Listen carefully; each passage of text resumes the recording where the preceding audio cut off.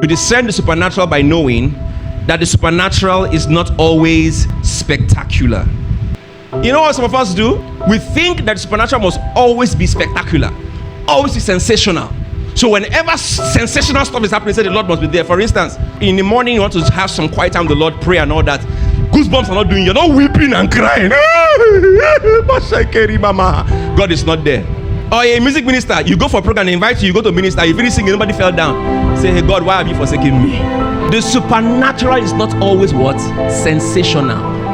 In fact, a lot of times supernatural will be very simple. Example, Jesus rebuking the storm, Matthew 8 verse 23 to 27. This was a sensational one. Yeah, so sometimes the supernatural will be spectacular. Storm was happening, the guy was sleeping. Jesus, your parents, he stood up and spoke to the storm. I don't know if you have ever traveled by boat before. I'm pretty sure that's when you now knew if really you had the spirit of love, power, and of a sound mind, and not spirit of fear. You want to see believers who know who they are? Sometimes just take somebody that's from somewhere in Onitsha or somewhere in Owerri and take the person to Bonny. You will see the person will die 1,000 deaths.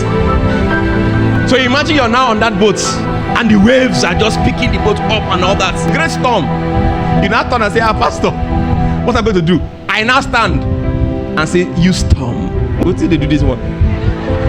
You question what's going on. Where's give me life first? What?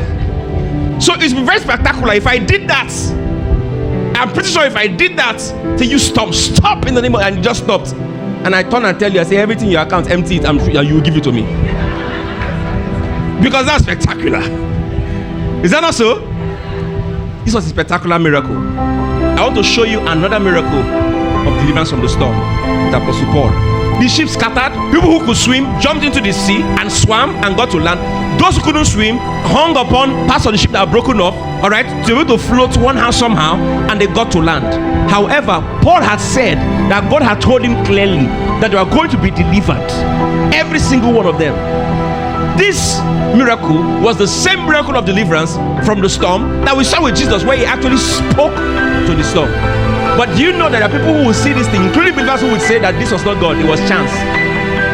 If Paul were to judge the supernatural being spectacular, he would have said, are you sure God really delivered us? Because the way I arrived at the land, it was not that I walked on water. It was like I spoke to the storm and it stopped.